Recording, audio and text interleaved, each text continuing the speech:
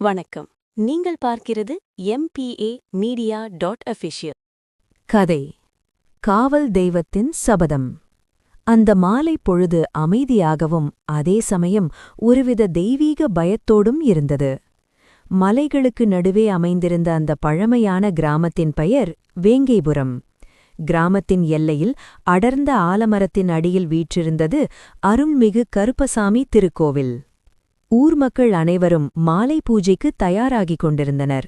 அர்ச்சகர் பழனிசாமி கருவறையிலுள்ள கருப்பசாமியின் கருந்தற் சிலைக்கு எண்ணெய் காப்புச் சாத்தி மலர் மாலைகளால் அலங்கரித்துக் கொண்டிருந்தார். வாசலில் பெரிய பெரிய குத்துவிளக்குகள் ஏற்றப்பட்டு பிரகாசமாக எரிந்து கொண்டிருந்தன. சந்தனம் மற்றும் சாம்பிராணி வாசம் காற்றுடன் கலந்து அந்த இடத்தையே பக்திமயமாக மாற்றியிருந்தது.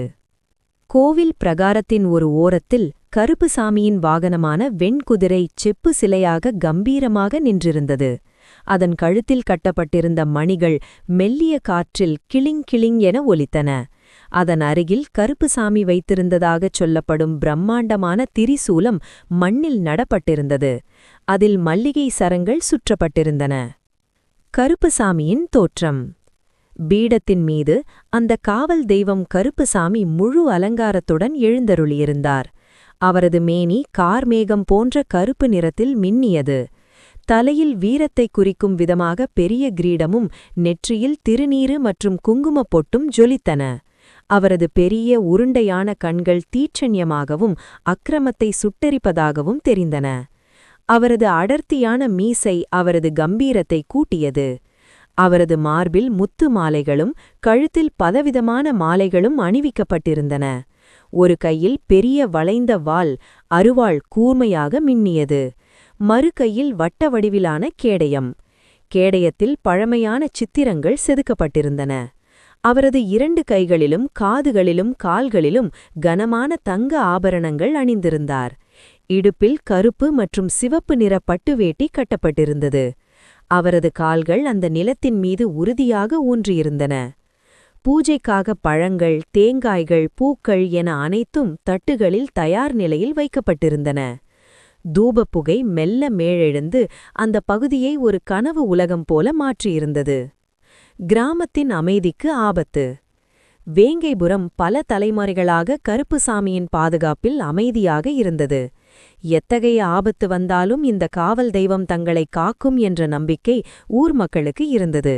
ஆனால் அந்த மாலை நேரத்தில் கிராமத்தின் அமைதியை ஒரு தீய சக்தி நெருங்கிக் கொண்டிருந்தது.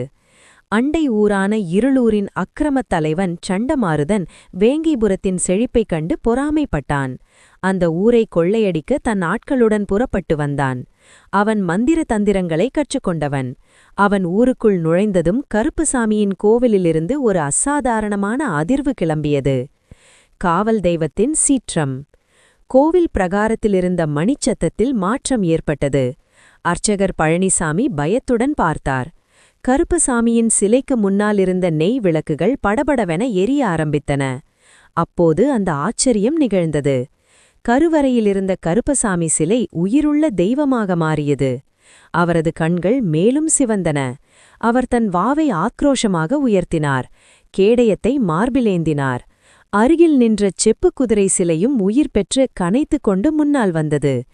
கருப்பசாமி தன் குதிரையில் ஏறி அமர்ந்தார். அவரது முகம் கோபத்தால் சிவந்திருந்தது. வேங்கைபுரத்தை காப்பேன், இது என் சபதம் என அவர் கத்தினார். அந்த சத்தம் இடிமுழக்கம் போல எதிரொலித்தது. யுத்தம் மற்றும் வெற்றி. சண்டமாருதனும் அவனது ஆட்களும் ஊர் எல்லையை நெருங்கியதும் ஒரு பெரிய தூசிப் புயல் எழுந்தது. அந்த புயலின் நடுவே கருப்பசாமி தன் வெண்குதிரையில் மின்னல் வேகத்தில் வந்து தோன்றினார். அவரது வாள் காற்றில் சுழன்றது. சண்டமாருதன் தன் மந்திரங்களை பிரயோகித்தான். ஆனால் கருப்பசாமியின் தெய்வீக சக்திக்கு முன்னால் அவை அனைத்தும் செயலிழந்தன. கருப்பசாமி ஒரு பயங்கரமான கையை காற்றில் வீசினார். அதிலிருந்து புறப்பட்ட ஒரு ஒளி சண்டமாருதனை தூக்கி எறிந்தது. அவனது ஆட்கள் பயந்து ஓட்டம் பிடித்தனர். முடிவு.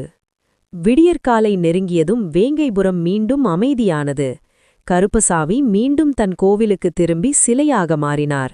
அவரது முகத்தில் இப்போது மீண்டும் அந்த அமைதியான கம்பீரம் குடிபுகுந்தது. விடியற்காலையில் கோவிலுக்கு வந்த மக்கள் கோவிலின் எல்லையில் சிதறிக் கிடந்த சண்டமாருதனின் ஆயுதங்களையும் கருவறையில் கம்பீரமாக நிற்கும் கருப்பசாமியையும் கண்டனர். அவர்களின் நம்பிக்கை மேலும் பலப்பட்டது. கருப்பசாமியின் குதிரை மீண்டும் ஒரு சிலையாக கோவில் வாசலில் நின்றது. ஆனால் அதன் கால்களில் லேசாக மண் படிந்திருந்தது நேற்று நடந்த சம்பவத்திற்கு சாட்சியாக அமைந்தது. அன்று முதல் வேங்கைபுரம் மக்கள் தங்கள் காவல் தெய்வமான கருப்பசாமியை இன்னும் அதிக பக்தியுடன் வணங்கி